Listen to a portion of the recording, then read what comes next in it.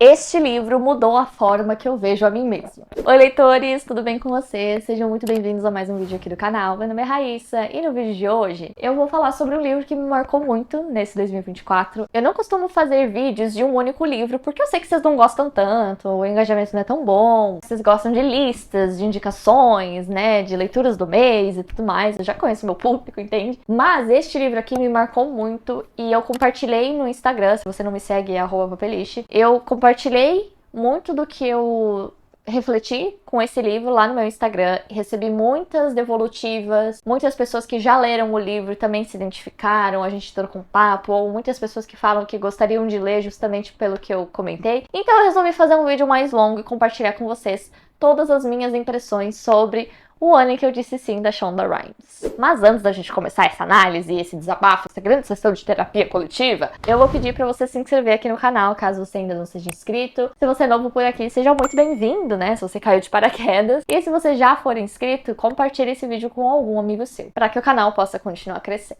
Então vamos lá, sobre o que se trata este livro, O Ano que eu Disse Sim, da Shonda Rhimes. Pra quem não conhece, a Shonda Rhimes, ela é criadora de Grey's Anatomy, de How to Get Away with Murder, produtora de outras séries como Scandal e Private Practice. Talvez eu possa ter errado o cargo dela em alguma dessas aí, mas basicamente ela é uma das mulheres mais poderosas de Hollywood. E a Shonda, no que ela nos conta no começo do livro, ela sempre foi uma pessoa muito ocupada, ela é mãe de 3 filhas, ela escreveu esse livro quando ela tinha uns 40 e poucos anos. E ela conta que ela é uma pessoa que sempre recebeu muitos convites para fazer muitas coisas, para muitos eventos, né, premiações, inaugurações, papapá, mas ela nunca ia em nada dessas coisas, né, ela é uma pessoa muito introspectiva, muito perfeccionista, workaholic, então ela acabava deixando essa parte da vida dela de lado, né, essa parte mais social, digamos assim. E o começo do livro, ela conta como que caiu essa ficha dela de que ela, na verdade, estava deixando passar muita coisa. E ela conta que foi num dia de ação de graças, né, que lá nos Estados Unidos eles têm muito esse costume. Ela e a irmã dela estavam preparando o jantar, né, de ação de graças, e elas estavam lá com as filhas dela, cozinhando e tudo mais, cortando as coisas e conversando. E ela tava lá se vangloriando, né, tipo assim,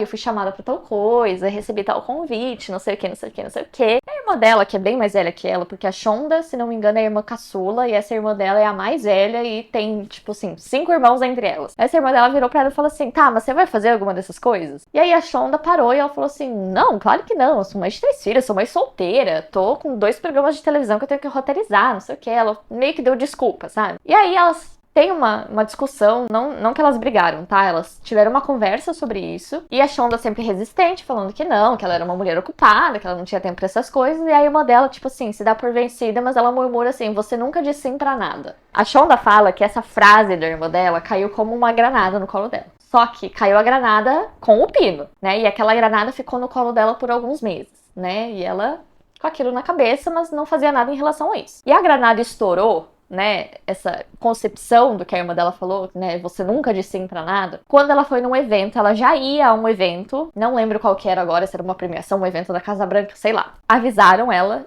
que ela ia ficar no camarote presidencial. E isso deixou ela apavorada, ela ficou tipo, caralho, eu vou estar, tipo, perto do presidente, que na época era o Barack Obama, né, e ela foi no camarote presidencial, não, assim, ela se divertiu horrores, cumprimentou o presidente, a Michelle Obama, não que ela tenha criado coragem pra falar muita coisa, né, porque a gente fica extasiado. E foi uma noite super divertida e tudo mais, e ela chegou em casa e ela não conseguia dormir. Ela ficou com a pulga atrás da orelha, ela olhou as filhas dela, realmente não tinha nenhum motivo pra ela não estar conseguindo pegar no sono. E ela se deu conta de que se tivessem perguntado pra ela se ela gostaria de ficar no camarote presidencial, ela provavelmente teria dito não. Só que ninguém perguntou, eles só avisaram ela, porque tipo assim, quem que ia se recusar, entendeu? Então ela falou que se ela não tivesse sido obrigada a ter ficado no camarote presidencial, ela não teria ficado. Ela teria dito não, porque aquilo era assustador. E foi quando essa granada que a irmã dela falou explodiu no colo dela naquela madrugada.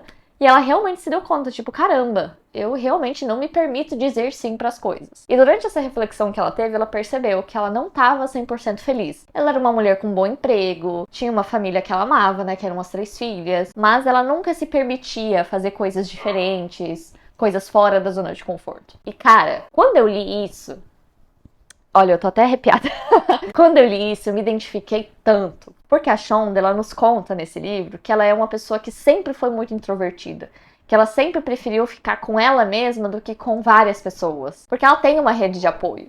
Então, não teria problema alguém ficar com as crianças pra ela ir a esses eventos, entende? Mas como aquilo era algo que assustava ela pra caramba, era uma coisa que ela não fazia sempre, ela tinha receio, ela sempre falava não. E o não sempre foi a primeira coisa que vinha na cabeça dela. Alguém fazia um convite, ela pensava não. Então ela parou, ela viu que ela não estava satisfeita com a vida dela e ela resolveu dizer sim para algumas coisas. E ela resolveu transformar os próximos 12 meses no ano do sim. Ela falaria sim a tudo que ela tem medo, a tudo que tira ela da zona de conforto. Porque ela falou assim: do jeito que tá, eu não tô gostando.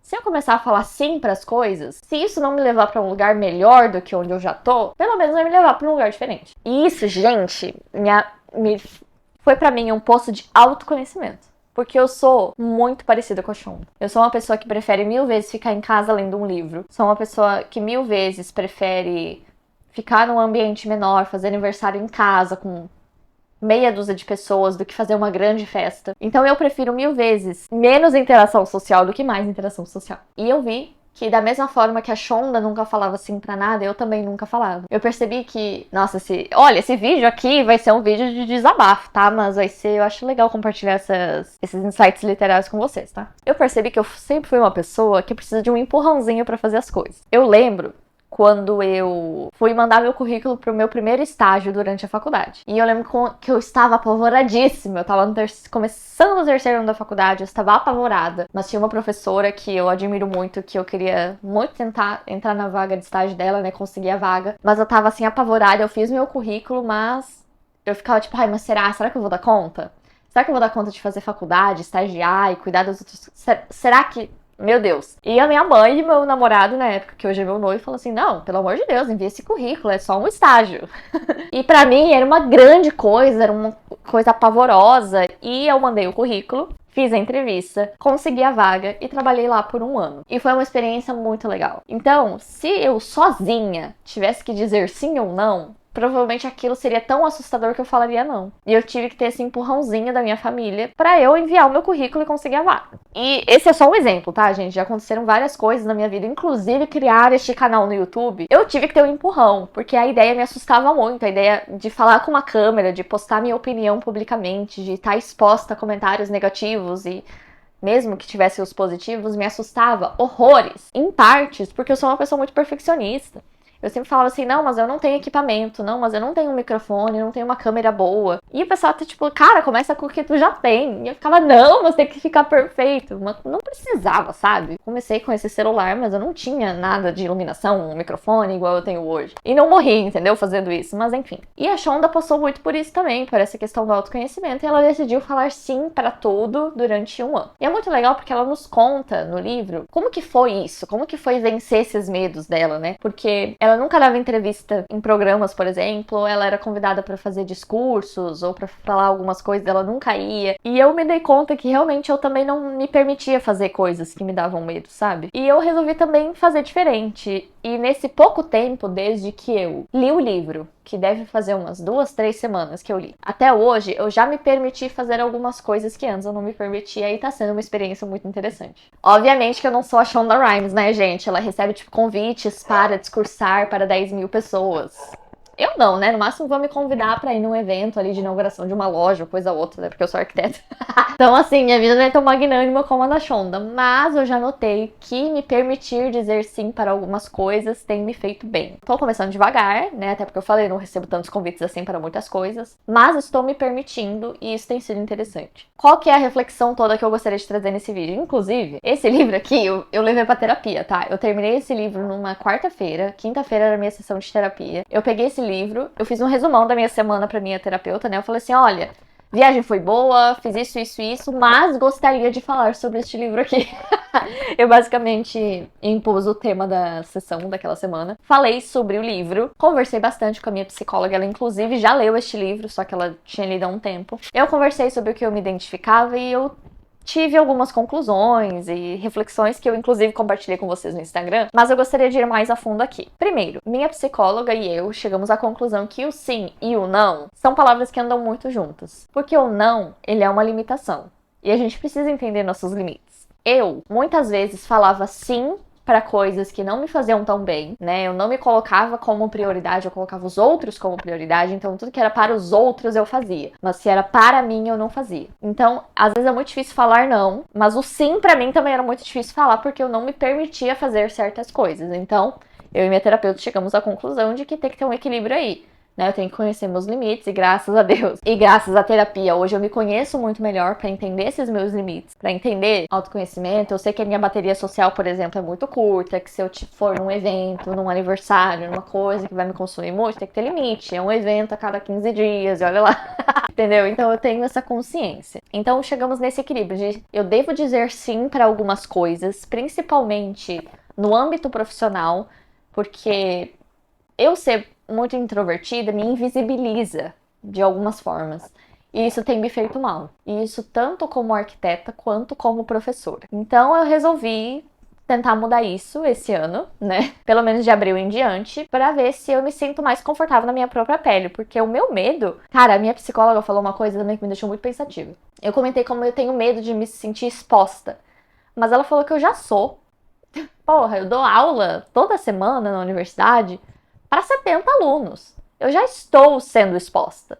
Mas não tô sofrendo com isso, sabe? Eu sinto medo de ser exposta em outras situações. Então ela falou assim, por que você não tem medo de se sentir exposta em sala de aula, mas em um evento te deixa ansiosa? Divulgar seu trabalho te deixa ansiosa, por quê? Entende? Então ela plantou essa sementinha na minha cabeça. Então, buscar sempre o equilíbrio entre sim e não. Outra coisa também sobre elogio, né? A Shonda fala sobre isso, que eu acho muito legal, que muitas vezes a gente recebe elogios e a gente fica todo cheio de dedo. Ah, não, mas... Ai, porque isso, porque aquilo, porque aquilo. Ah, não, mas isso nem foi grande coisa. Não. Quando alguém te elogiar, mulher, me olha. Ou homem, se você tá aí também, tem problema de autoconfiança igual eu. Se alguém te elogia, apenas diga obrigada e dê um sorriso sincero. Pronto, não precisa falar, ai, mas não sei o que, ai, mas nem ficou tão bom, ai, não sei o que. Não, apenas aceite o elogio, fale obrigada e dê um sorriso. Então é isso, entendeu? A gente tem que se valorizar mais, gente. A gente tem que ter mais confiança no que a gente faz, no que a gente gosta de fazer, no nosso trabalho, nas nossas relações. Então a gente tem que ter mais confiança e toda vez que alguém nos elogiar, a gente fala obrigada. E a gente recebe o elogio, a gente não precisa ter medo de elogio. Tá? Então, eu tive muitas conclusões e eu ainda estou absorvendo o que eu li. Esse livro meio que vai ficar na minha cabeceira de agora em diante para eu reler alguns trechos quando eu precisar. Mas basicamente, a gente precisa ter voz para falar nossa opinião, para expor nosso trabalho, para mostrar no que a gente é competente. A gente tem que entender nossos limites, né? Uma coisa interessante, inclusive, que a Shonda conta no livro é quando ela foi convidada para fazer uma entrevista ao vivo nesses programas de talk show dos Estados Unidos. Não lembro qual que era agora. E ela nunca tinha ido. Aquilo sempre apavorava ela. Ela tinha medo de fazer cocô nas calças, ela tinha medo de falar alguma besteira. Enfim, ela morria de medo. E o assessor dela falou assim, recebemos um convite, a gente acha que vai ser muito bom, porque é na mesma emissora do seu programa, o seu programa tá acabando a última temporada, então a gente acha que vai ser um ibope bacana. E ela, obviamente, falou sim, porque era o ano do sim, mas ela tava se borrando de medo. E ela entendeu o limite dela. Ela ligou pro assessor dela e falou assim, olha, isso depois de um tempinho, né? Olha, eu faço, se não for ao vivo. Se a entrevista for gravada, eu faço. Se for ao vivo, eu não faço. E aí ele ficou tipo assim, você quer que eu convença o pessoal do programa? Tipo assim, é um show ao vivo, você quer me convencer em fazer, que eu convença eles a fazer gravada? Ela falou, sim. Se não for gravado, eu não faço. E o cara fez chover e ele conseguiu convencer o apresentador e a equipe do programa lá a fazer a entrevista gravada e não ao vivo, né? Com a plateia bonitinha, mas gravada. E ela foi. E ela falou que foi super legal, que ela se sentiu confortável, ela agradeceu super o apresentador, porque ele realmente teve jogo de cintura pra fazer ela se sentir bem. Mas ela entendeu o limite dela de que ao vivo ela não ia conseguir naquele momento. Que talvez futuramente ela estaria pronta pra aquilo, mas naquele momento não. Então isso aí eu achei muito legal também. Então a gente também tem que impor nossos limites quando a gente acha que aquilo não vai fazer tão bem pra gente. Ah, eu vou, se tal coisa. Eu vou respeitando os meus limites. Eu digo sim, mas com tal condição. Então eu achei isso interessante também. Não é apenas dizer sim a tudo, é você avaliar se aquilo realmente está respeitando os seus limites ou não. Então isso eu achei muito interessante. E gente, esse livro aqui é só lendo pra você entender o impacto, porque é como se fosse uma conversa, entendeu? A Shonda Rhimes, ela escreve de um jeito bem informal. Você parece que tá conversando num café com ela, sabe? Sobre a vida dela e as decisões que ela tomou. E a gente, é tapa na cara atrás de tapa na cara, entendeu? Principalmente se você for mulher, tá? Eu acho que vai pegar muito com você, porque ela vai falar muito de maternidade também, né? Sobre ser uma mulher negra e tudo mais no mercado. Enfim, uma frase dela que eu vou citar pra vocês sobre essa coisa de se invisibilizar, né? De tanto que eu falei não, eu fiquei invisibilizada em algumas áreas da minha vida. E ela fala sobre isso. Ela fala assim: está na hora de parar de ficar em pé nos fundos das salas, encostada nas paredes e vendo na minha cabeça, desejando que tivesse algo a dizer. Se tem algo que aprendi com todos os empurrões e todos esses sim, é que, se eu não colocar a cabeça para fora do casco e mostrar às pessoas quem eu sou, tudo o que pensarão é que eu sou o meu casco. E está na hora de eu ocupar meu lugar na lista. Então ela fala assim: se você tá sempre dentro do seu casco, as pessoas vão achar que você é o seu casco. E não o que você realmente é porque você tá se escondendo, entende? Então, cara, isso aqui me pegou muito. Então eu vou tentar sair do meu casco nos próximos meses, nas próximas semanas, aí dependendo do que minha vida me proporcionar, entendeu?